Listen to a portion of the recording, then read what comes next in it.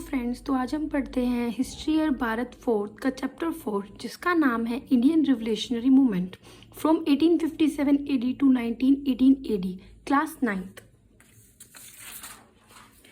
Revolutionary movement occupies a special place in Indian history. Indian history में जो revolutionary movement होती है, जो क्रांतिकारी जो मूवमेंट्स होती है, उनका एक स्पेशल ही प्लेस है इंडियन हिस्ट्री में। Heroic and brave activities of the revolutionaries, जो ये क्रांतिकारी थे, इनकी जो इन्होंने बहुत अच्छी तरीके से जो एक्टिविटीज़ की है, ब्रेव बहादुरी से जो एक्टिविटीज़ की है या काम किए हैं, और इनकी और their courage and attachment to the motherland, और जो उनका अटैचमेंट है हमारी कंट्री इंडिया से, मदरलैंड से, एंड देयर सेक्रीफाइस, और जो उन्होंने अपनी जिंदगियों को सेक्रीफाइस किया है, gave them a special place in the hearts of Indian. तो इन सभी चीज़ों ने क्या किया है, इंडियंस के हार्ट में एक स्पेशल प्लेस दिया है। अब जो revolutionary movements in the history of India's freedom struggle was a violent struggle running with alongside the non violent movement.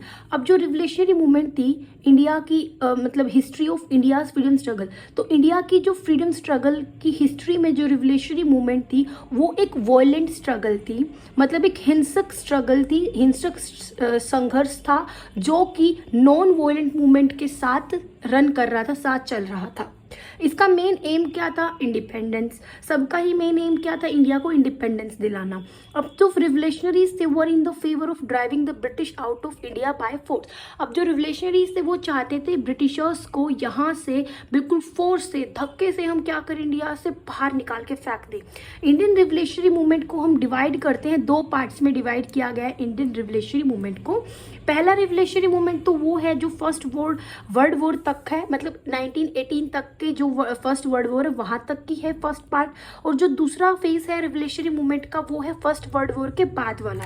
तो इस चैप्टर में हम पढ़ेंगे फर्स्ट वर्ल्ड वॉर जो था 1918 तक के ही रिवोल्यूशनरी मूवमेंट्स के, और उससे जो नेक्स्ट चैप्टर है उसमें जो सेकेंड पार्ट है इंडियन रिवोल्यूशनरी मूवमेंट का, उसके बारे में हम फिर नेक्स्ट चैप्टर में पढ़ेंगे।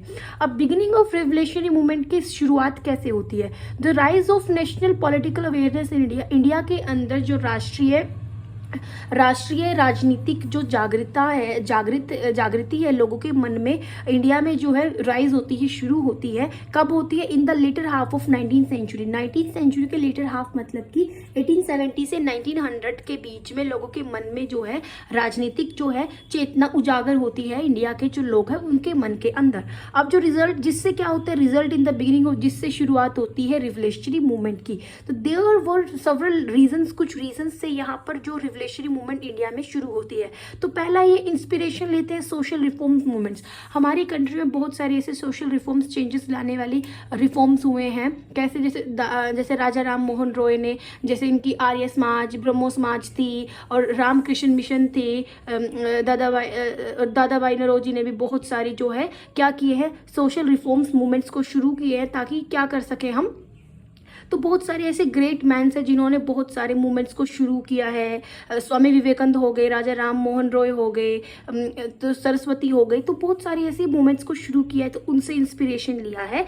अब सेकंड इंस्पिरेशन जो है 1857 एडी का जो रिवोल्यूशन होती है, रिवोल्ट होती है, वहाँ से इंस्पिरेशन मिला है।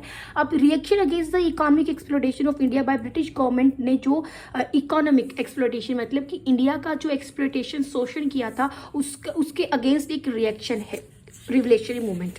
अब reaction against the mistreatment of Indians by British, जो ब्रिटिशर्स है इंडिया के साथ जो दुर्व्यवहार कर रहे थे, उसका भी एक रिएक्शन है। ये इंडियन रिवोल्यूशन मूवमेंट एक रिएक्शन है इनके अगेंस्ट भी। अब inspiration from national news papers and literature से भी इन्होंने इंस्पिरेशन लिया है। और कहाँ से इंस्पिरेशन लिया है, लाल बाल पाल और अरविंद घोष की आइडियोलॉजी से भी इंस्पिरेशन लिया है। और इंटरनेशनल इवेंट्स, जो इंटरनेशनल लेवल पर जो इवेंट्स हुए, उनसे भी ये प्रभावित हुए हैं।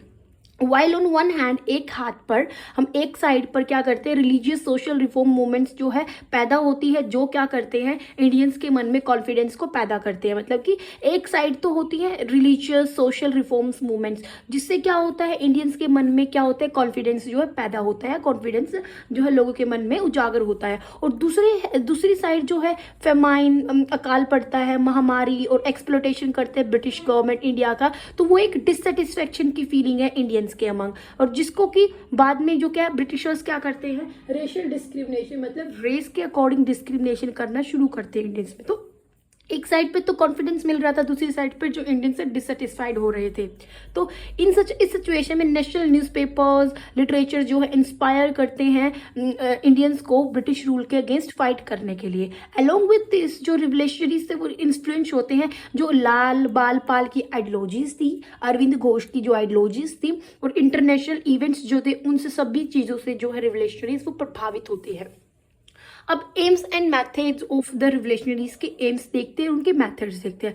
Such was the feeling of nationalism among the revolutionaries that they didn't hesitate to even sacrifice their lives for the country. अब देखो जो रिवोल्यूशनरीज से उनके मन में देखो हमारे जो देश है उसके प्रति कितनी मतलब क्या फीलिंग थी। वो अपनी इंडिया को क्या कराने के लिए, आज़ाद कराने के लिए, इंडिया को बचाने के लिए उन्होंने अपनी जिंदगियों को भी कुर्बान कर दिया, और जिंदगियों को कुर्बान करने के लिए वे बिल्कुल भी झिझक नहीं हुए, हेजिटेट नहीं हुए। उन्होंने इंडिया को इंडिपेंडेंस दिलाने के लिए अपनी लाइफ को भी सेक्रीफाइस कर दिया इंडिया के लिए। दे अंडरस्टूड, वो समझ गए that the country could be awaken only through. उनको पता चल गया कि जो इंडिया है उसको हम मतलब लोगों के मन में जो है चेतना को उजागर कैसे कर सकते हैं, सिर्फ और सिर्फ अपनी जिंदगियों को कुर्बान कर कर, कंट्री के लिए कुछ कर कर। अब जो मेन एम था रिवोल्यूशनरीज ऑफ इंडिया वो था फ्रीडम। फ्रीडम जो था मेन एम था कि हमें हमारी कंट्री को फ्रीडम चाहिए, हमें ब्रिटिशर से आज़ाद होना है। तो एम्स देखो रिवोल्यूशनरीज के एम्स क्या थे।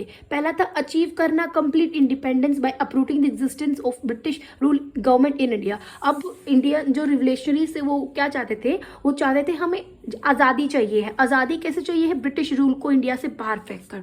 फिर है अवेकन करना national consciousness among the youth. जो यूथ थे उनके मन में क्या करना है, राष्ट्रीय चेतना को उजागर करना है।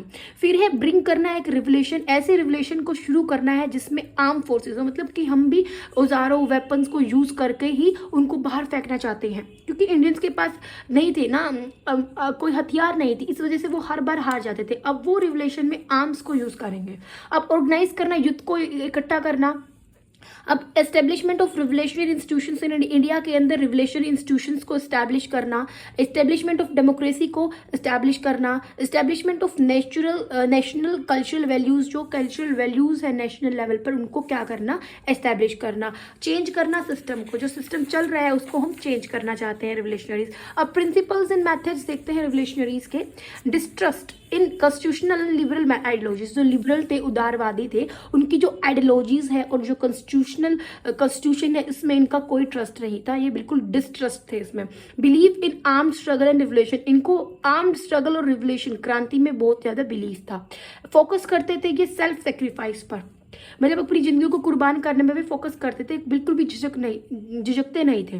बिलीव करते हैं किसकी प्रिंसिपल थे, तो मर जाओ या फिर तो मरना है हमें, और या फिर मार जाओ, मतलब किल और गेट किल, मतलब कि तो मारे जाओ, किसी के हाथों द्वारा मारे जाओ या फिर मर जाओ। ये इनके प्रिंसिपल था, जो कि इंटरेस्ट ऑफ नेशन के हित के लिए इनका ये बिलीफ था। अब देखो फिफ्थ देखो, establishment of revolutionary organisation institutions को एस्टेब्लिश करना, पब्लिक अवेयरनेस में बिलीव करना। एंड 7 है पब्लिकेशन ऑफ लिटरेचर का पब्लिकेशन करना, लीफलेट्स, पत्रक और न्यूज़पेपर को फुल ऑफ नेशनल आइडियाज के साथ क्या है पब्लिकेशन करना हमें, न्यूज़पेपर का, लिटरेचर का एंड लीफलेट्स का। अब देखो स्प्रेड ऑफ रिवोल्यूशन मूवमेंट का स्प्रेड कैसे होता है। रिवोल्यूशनरी मूवमेंट जो है इंडिया में कब अमर्स होती है, second half of 19th century, मतलब 1851 से 1899 तक के बीच में ये रिवोल्यूशनरी मूवमेंट जो है अमर्स होती है, स्प्रेड होती है हमारे इंडिया में। अब मेन लीडर्स कौन थे इस मूवमेंट के, राम सिंह कुक्का, चेपकर ब्रदर्स, वीर सावरकर, गणेश चरवरकर, बरिंदर कुमार, सचिनंद्र नाथ सन्यन, खुदीराम बोस, रास बिहारी बोस, श्यामजी कृष्ण वर्मा, बिकाजी कामा, लाला हरदयाल, सोहन सिंह भकना, भाई परमानंद, करतार सिंह सरभा, अजीत सिंह, अंबा प्रसाद, राजा महेंद्र प्रताप एंड बरकतुल्ला खान, ये सारे इनके मेन जो है लीडर्स थे। अब देखो इस मूवमेंट के इट स्टार्टेड, ये महाराष्ट्र में शुरू होती है लेकिन बट बंगाल इसका मेन सेंटर था। अब Indian revolutionary remain active in, अब इंडिया की जो रिवोल्यूशनरी मूवमेंट्स है वो ये नहीं है कि सिर्फ और सिर्फ एक ही प्लेस पे थी, वो पूरी कंट्री में फैल गई जल्दी जल्दी, और एब्रोड मतलब दूसरी कंट्रीज में भी फैल गई Indian revolutionary movement. First phase था रिवोल्यूशनरी मूवमेंट का, कहाँ तक था वो हमने 2 पार्ट्स में डिवाइड किया था रिवोल्यूशनरी मूवमेंट को, एक तो फर्स्ट वर्ल्ड वॉर तक जो एंड होता है वहाँ, और एक फर्स्ट वर्ल्ड वॉर के बाद। तो ये है टिल फर्स्ट वर्ल्ड वॉर तक जो है मोस्ट ऑफ रिवोल्यूशनरी एक्टिविटीज है वो कहाँ पर शुरू होती है, बंगाल में, महाराष्ट्र में, पंजाब में, दिल्ली में, जो जो हमने फर्स्ट फेज किया था इसका रिवोल्यूशनरी मूवमेंट का, तो वो बंगाल, महाराष्ट्र, पंजाब, दिल्ली में क्या होती है, शुरू होती है। Even after the great revolt of 1857 के ग्रेट रिवोल्ट के बाद जो स्ट्रगल थी इंडिपेंडेंस कंटिन्यू, जो हमें आज़ादी के लिए जो स्ट्रगल कर रहे थे, संघर्ष कर रहे थे, वो बिल्कुल शुरू इंक्रीज होता जाता है, कंटिन्यू, बिल्कुल कंटिन्यू रहता है। Peasant, forest dwellers, religious saints kept the struggle alive, struggle को बिल्कुल चलाते रहते हैं। Neel revolt in 1859 AD to 1861 AD, Deccan rebellion in 1875 AD, rebellion by Vasudev Balwant Phadke in 1879 AD and rebellion of Birsa Munda in 1899 AD to 1900 AD। ये सब कुछ प्रचलित है इन सब में। Among them spread the revolutionary movements का इंडिया में can be described as follow. First है कुका मूवमेंट। तो कुका और नामधारी जो मूवमेंट थी वो एक रिलीजियस मूवमेंट थी। टू स्पीक लाउडली, तेजी से बोलना एक पर्टिकुलर इनका पर्पस था। किसके द्वारा? एक collectively gather together is called a cook. एक ग्रुप जो कलेक्टिवली, मतलब एक ग्रुप जो इकट्ठा होता है, उस ग्रुप को कुक बोलते हैं, जो तेजी से बोलते हैं ना, बहुत ही लाउड वॉइस में गाने भी गाते हैं। अब देखो, हैंस देयर नामधारीज, इनको नामधारीज भी बोला जाता है। तो Namdhari use to sing with the loud voice के साथ ही गाने गाते हैं एंड हैंस देयर मूवमेंट को बोला गया Kuka movement. In the second half of 19th century के सेकेंड हाफ में attempts were made to establish ideal political governments. बहुत सारी ऐसी अटेम्प्ट्स बनाई गई ताकि हम क्या कर सके, एक हम अपनी खुद की जो पॉलिटिकल गवर्नेंस है उसको शुरू कर सके। किसके लीडरशिप के अंडर में? राम सिंह कुका के अंडर, लीडरशिप के अंडर में। और राम सिंह कुका जो कि एक शिष्य थे बालक सिंह को, जिसको उदासी फकीर के नाम से भी जाना जाता है, as एनवियर्ड bye Guru Govind Singh. After the death of बालक सिंह इनके गुरु की डेथ के बाद जो बाबा राम सिंह है, बाबा राम सिंह क्या करते हैं, अब बालक सिंह की जगह ले लेते हैं, टूक ओवर एंड एस्टैब्लिश करते हैं इसके क्वार्टर्स को बहिनी साहिब लुधियाना में। अब जब बाबा राम सिंह जो देखते हैं कि सिख्स को बिल्कुल हराया जा रहा है और उनको अपमानित किया जा रहा है ब्रिटिशर्स के द्वारा, तो वो स्टार्ट करते हैं, बहुत सारे एफर्ट्स लेकर आते हैं, ऐसे करते हैं कि हमें अब ब्रिटिशर्स को बाहर फेंकना है, drive out of the British.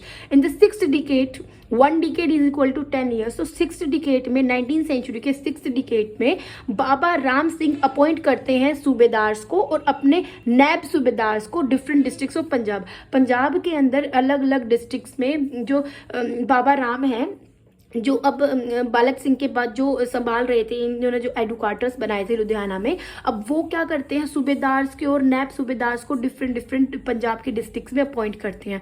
He set up a private paramilitary organisation. ये क्या करते हैं, प्राइवेट पैरामिलिट्री ऑर्गेनाइजेशन को सेट करते हैं एंड इम्पार्ट, और वहां पर क्या करते हैं, मिलिट्री ट्रेनिंग, युद्ध जो थे ना उनको मिलिट्री ट्रेनिंग्स देते हैं। अब ग्रेजुअली जो एक्टिविटीज थी इस मूवमेंट की have became a matter of deep concern for the, अब गवर्नमेंट के लिए बिल्कुल ये एक चिंता का वो बन जाता है विषय कि अब क्या करना चाहिए। जो फॉलोअर्स थे कुका और Namdhari movement had a great respect, cows के लिए उनका बहुत ज्यादा रिस्पेक्ट थी। दे रिपीटेडली डिमांड, वो डिमांड करते थे गवर्नमेंट को कि जो काउ स्लोचर्स है, जो कसाई खाने हैं गाय के लिए, उनको बंद किया जाए, उनके लिए कुछ एक्शंस ले, लेकिन गवर्नमेंट ने अटेंशन नहीं दी। तो 1872 AD में जब कुकास को रिसीव इंफॉर्मेशन के बारे में पता चलता है कि जो काउस है, काउस को मारा जा रहा है, कहाँ पर, मुस्लिम स्टेट ऑफ मलेरकोटला के, मुस्लिम स्टेट है मलेरकोटला, वहां पर काउस को मारा जा रहा है। तो एक ग्रुप ऑफ देम, तो जो कुकाज का ग्रुप है वो अटैक करता है मलेरकोटला पर और बहुत सारे जो नामधारीज है वो शहीद हो जाते हैं और बहुत सारों को जो तोपों से उड़ा दिया जाता है। एंड दो ब्रिटिश गवर्नमेंट थी कंसीडर करते हैं राम सिंह कुका को और उसके फॉलोअर्स को रिस्पॉन्सिबल, और इसी वजह से उनको अरेस्ट कर लेती है और उनको कहाँ भेजा जाता है, रंगून भेजा जाता है। और ही रिमेन इन प्रिजन, जब तक उनकी डेथ नहीं होती वो वहाँ प्रिजन में रहते हैं। अब राम सिंह कुका वे ट्राई करते हैं ओवर थ्रू ब्रिटिश इम्पीरियलिज्म। अब ब्रिटिश इम्पीरियलिज्म क्या होता है, इम्पीरियलिज्म होता है जब एक पावरफुल एडवांस कंट्री अपने से वीक और जो पुअर कंट्री होती है उसको अपने कंट्रोल में करती है, तो इम्पीरियलिज्म ये होता है। तो ब्रिटिशर्स ने हमको अपने कंट्रोल में कर रखा था और राम सिंह कुका ये चाहते थे कि जो ब्रिटिश इम्पीरियलिज्म है इसको बाहर फेंक दे हम। अब नामधारी कुकास जो है, देखो अब ये पॉलिसी नहीं चली हुई थी, अब पीछे की स्वदेशी एंड बॉयकॉट मूवमेंट चली हुई थी, तो वो सारी की सारी जो इंस्पिरेशन है ना वो राम सिंह कुका से ही ली गई थी, क्योंकि इन्होंने ही सबसे पहले इसको शुरू किया था। अब नामधारी कुका ने क्या किया, पहले फर्स्ट यूज स्वदेशी क्लोथ को यूज किया और स्पेशली थिक और खार को, और प्रमोट करते हैं स्वदेशी गुड्स का प्रचार करते हैं और फॉरेन गुड्स को क्या करते हैं, बॉयकॉट करते हैं एंड यूज, और इसी को नेशनल वेपन बनाते हैं और और जो कि फ्यूचर नेशनल लीडर्स क्या करते हैं, इसी को अपना नेशनल वेपन बनाकर इंडिया को, लोगों को जागृत करते हैं, क्योंकि इन्होंने ही शुरुआत की थी स्वदेशी गुड्स की और फॉरेन को बॉयकॉट करने की। Every year a huge tribute ceremony, हर मलेरकोटला में एक बड़ी सी सेरेमनी को ट्रिब्यूट, मतलब उनको ट्रिब्यूट देने के लिए एक सेरेमनी को ऑर्गेनाइज किया जाता है, ताकि जो कुका हीरोज थी उनकी मेमोरी के लिए वहां पर ट्रिब्यूट दिया जाता है, एक सेरेमनी ऑर्गेनाइज की जाती है। अब हम सेकंड पढ़ते हैं रिवोल्यूशनरी मूवमेंट्स इन महाराष्ट्र में। जो रिवोल्यूशनरी मूवमेंट्स थे वो 1896 एडी में एक डेडली प्लेग स्प्रेड होती है, महाराष्ट्र में जो है प्लेग स्प्रेड हो जाती है, which gradually took place form of a pandemic, जो क्या है एक महामारी की फॉर्म ले लेती है।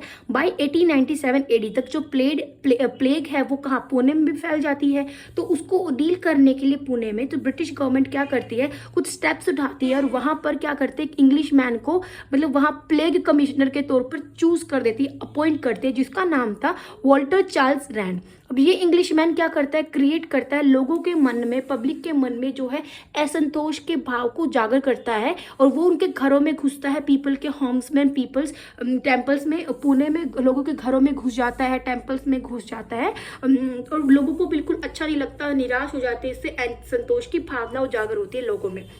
तो फिर जो दो ब्रदर्स थे, ये थे चैपकार ब्रदर्स, इन्होंने क्या किया, एक का नाम था दामोदर चैपकार, दूसरे का था बालकृष्ण चैपकार। इन्होंने क्या किया, चार्ल्स रैंड को 22 जून को 1897 को शॉट कर दिया और वो मर जाता है। और इनके साथ साथ एक और अरेस्ट नाम के जो है इंग्लिश मैन है, ऑफिसर है, ये भी उनके साथ मर जाते हैं, वो ऑल्सो किल्ड विद हिम।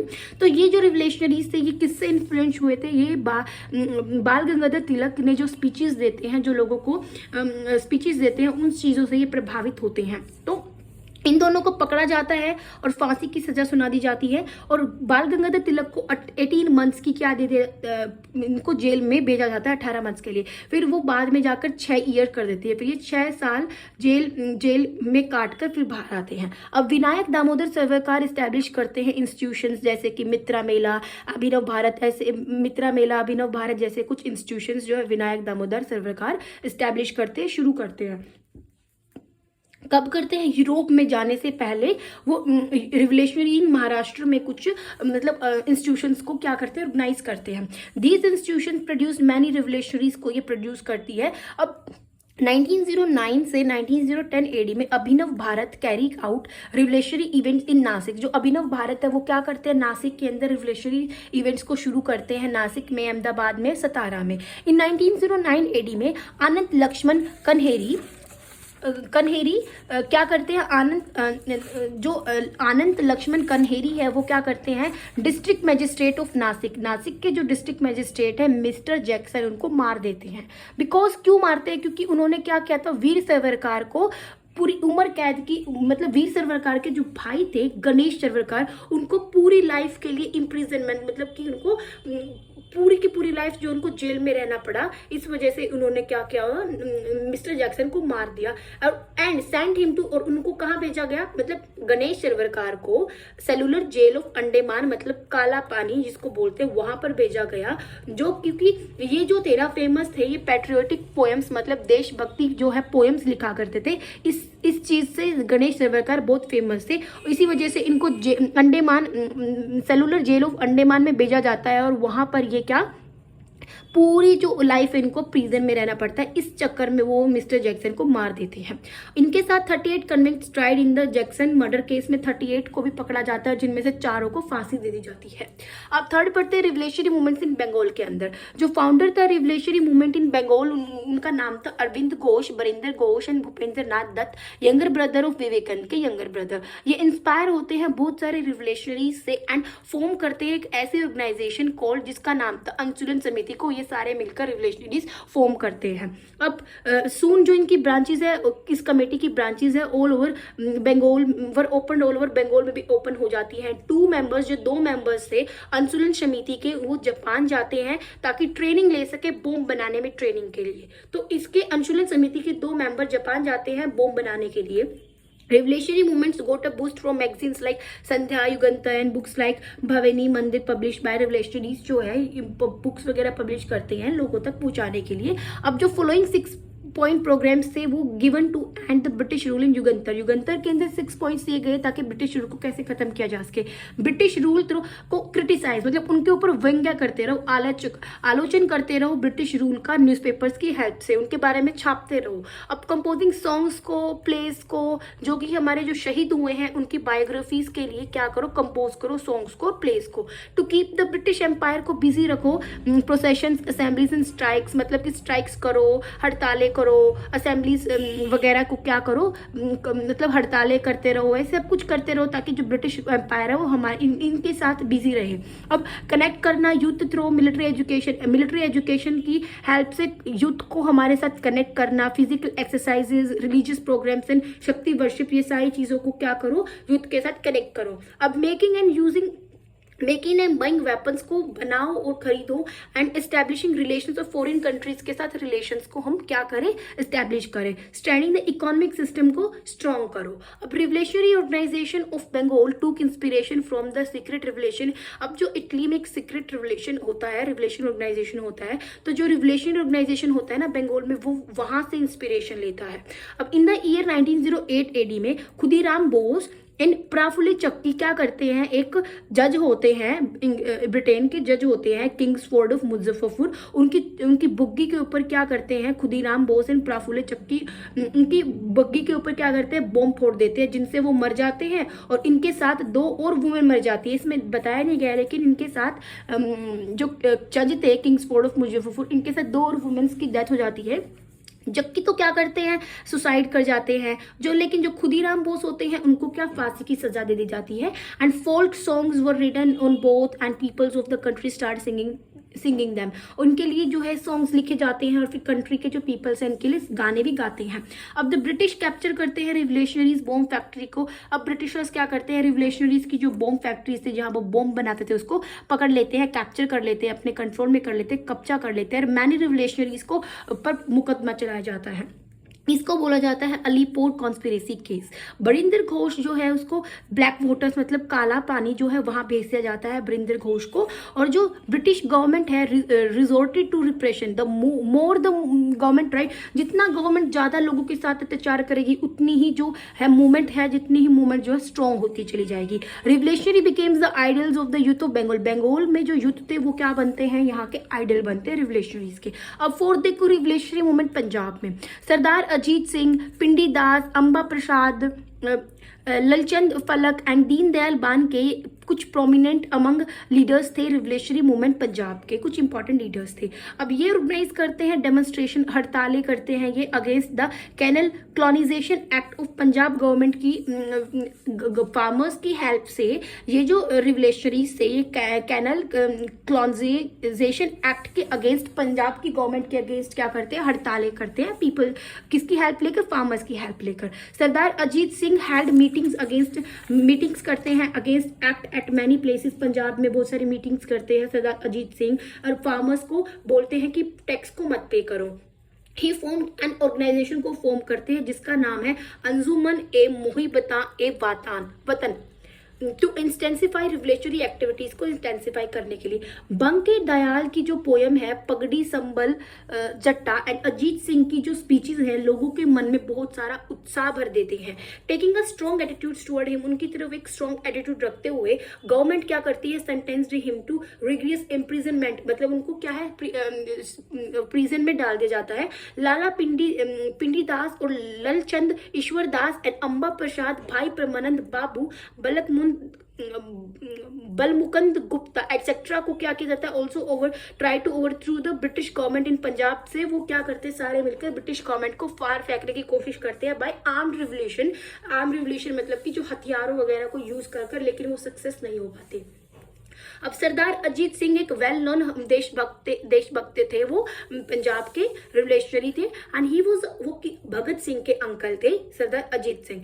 उन्होंने अपना घर जो है 27 ईयर्स की जो एज है उसमें छोड़ दिया था। ही ओपनली वो पूरी तरीके से अपोज करते हैं कॉलोनियल गवर्नमेंट इन इंडिया, मतलब ब्रिटिशर्स की गवर्नमेंट को वो बिल्कुल भी पसंद नहीं करते, उसको वो अपोज करते हैं। अब he was declared a political rebel. अब वहां पर क्या एक रिवॉल्ट शुरू करते हैं, वो राजनीतिक revolt. He sowed the seeds of revolution by living in countries like Iran, Turkey, Germany, Brazil, Italy, Japan जैसी कंट्रीज में रहकर वो लोगों को रिवोल्यूशन करने के लिए बोलते हैं। ही हैड एक्वायर्ड नॉलेज, बहुत सारी लैंग्वेजेस में उन्होंने नॉलेज को गेन किया है। 1906 AD में लाला लाजपत राय के साथ ही वॉज ऑल्सो एक्सपेल, इसको भी एक्सपेल किया जाता है, मतलब बाहर निकाल दिया जाता है इसको। जैसे लाला लाजपत राय को पंजाब और दिल्ली में घुसने से मना किया था ना, ऐसे ही इनको भी ऐसे ही एक्सपेल कर दिया गया था। ही वाज सो अपसेट, ये बहुत अपसेट थे पार्टीशन ऑफ इंडिया के पार्टीशन से, क्योंकि इनकी जो फैमिली मेंबर्स इनको पिक करने आते हैं ना मॉर्निंग में 15 अगस्त 1947 को, तो ये वर्ड को क्या करते हैं, सेइंग जय हिंद कहकर चले जाते हैं। And the history of India will remain remember his contribution, में जो हिस्ट्री है इंडिया की वो इनकी कंट्रीब्यूशन को हमेशा याद रखेगी।